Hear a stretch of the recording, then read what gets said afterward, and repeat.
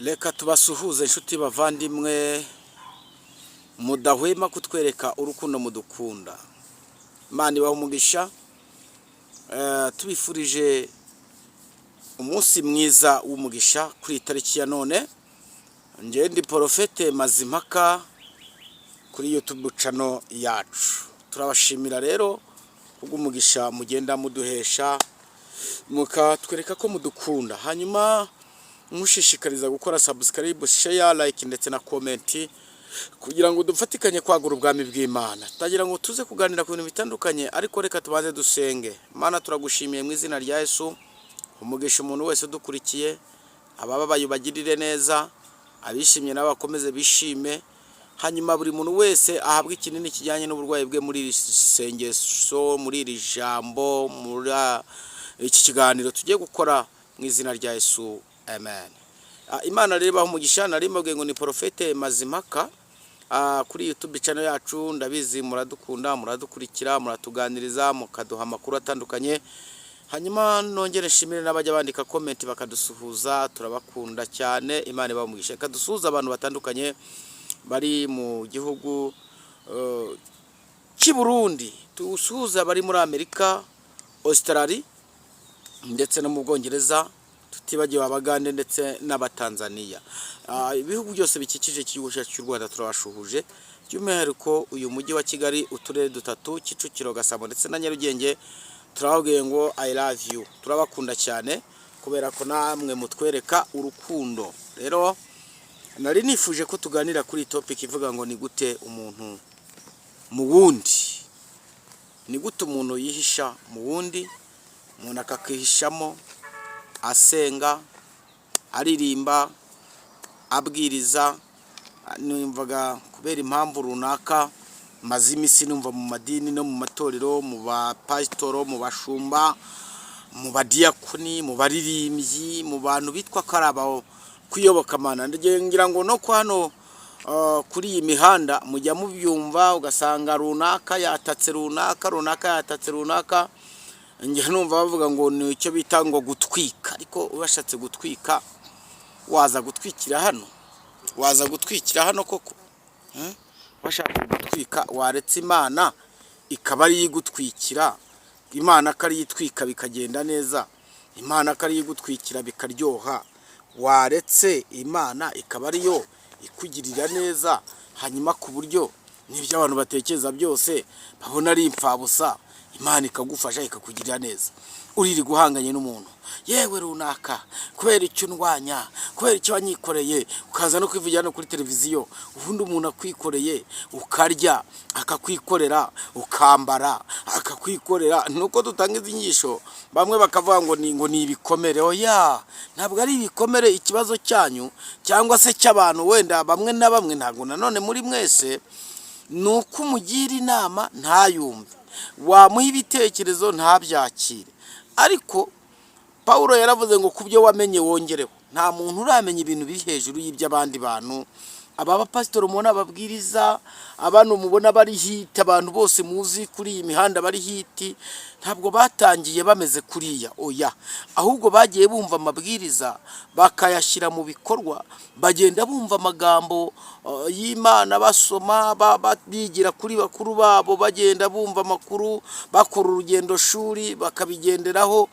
Rero no mu migani Bibiliya iravuga ngo umwana ubwirwa kenshi akagamika ijosi rizavunagurika, ariko umwana ubwirwa akumva Bibiliya ngo anezeza se, anezeza umubyeyi we. Natwe rero iyi Imana itugiriye inama tukayumva, tukabishyira mu bikorwa, Imana iranezerwa. Imana iranezerwa.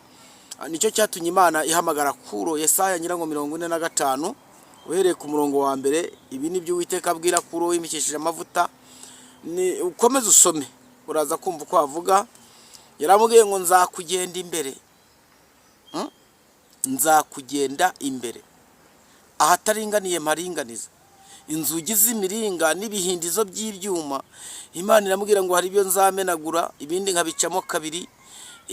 Rero murabizi twese tugira inshuti mu buzima busanzwe. Hari inshuti magara, hari inshuti rusange, hari inshuti zitandukanye. ariko nta nshuti n'imwe yakubwira ngo nzakujya imbere. ubu ubwiye mfite ubukwe arakubwira ngo rwose nkuri inyuma. ubu ubwiye ngo mfite ikibazo arakubwira ngo nkuri inyuma. nta nshuti n'imwe ijya imbere. maze igihe mbigenzura mu myaka, mfite inshuti iyo ari yo yose yawe ijya inyuma, ikubwira ko iguherekeje ariko ntabwo ikubwira ko ikuyoboye. ariko Imana ndayikunda cyane, yabwiye kuri iramubwira ngo nzakujya imbere. mu bibazo byose uzahura nabyo uzasaba Imana ikujya imbere. Imana ikugiye imbere ntabwo utsitara. Imana ikugiye imbere ntiwagwa mu mwobo. Imana ikugiye imbere sinzi ukuntu nabivuga, ariko Imana yaganije kuri iramubwira ngo izamugenda imbere. ndakwifuriza aho ukorera, muri karitsiye utuyemo, mu rugo rwawe, mu bana bawe, mu baturanyi bawe, mu nshuti zawe, ujye ugenda ariko ubanze Imana imbere. Imana uzayibanze imbere. nubanze Imana imbere, ibintu byose bizagenda neza. impamvu ubona ibintu biducanga, ibintu bikatuyobera cyangwa se bikayobera abantu benshi, hari ukuntu uba ushaka kwibanza imbere, kandi ntago byakunda. iyo wanje Imana imbere irakuyobora kenshi. rimwe na rimwe hari igihe tunagora n'Imana, hari igihe tuyivuna. ubundi yaduhaye inzira, murongo ngenderwaho. Imana yaduhaye kataloge, ariko ntabwo tujya twumva. cyambere yatubwiye ngo nimwemera mukumvira muzarya ibyiza byo mu gihugu, ariko nimwanga mukagoma inkota izabarya. niba Imana ikubwiye ko izagukorera ubukuru umukobwa, bugacya ujya gusambana, urumva ubukuba waburangije. ibibaye rero niyo byaba muri rya zina ry'ubushobozi mufite, mugahatiriza mugakora ubwo bukwe, ariko hari igihe ufata icyo bita fatwa. hari igihe ubona icyo bita fatwa, kandi mu buzima busanzwe umuntu wese yambaye inkweto itamukwira iramurya, cyangwa itamuriye irajabuka. rero nakubwiraga ngo ube maso, usenge, wiringire Imana, uyibwire ngo nkubanje mbere na mbere Imana. Dawidi yari yavuze ngo azabaririza yumva aho Imana iri. hari ahantu Imana iri. mu migani biravuga ngo hari ahantu bugufi bw'Imana. niba ari mu bice 20 biravuga ngo ninde uwo mubera natabaza.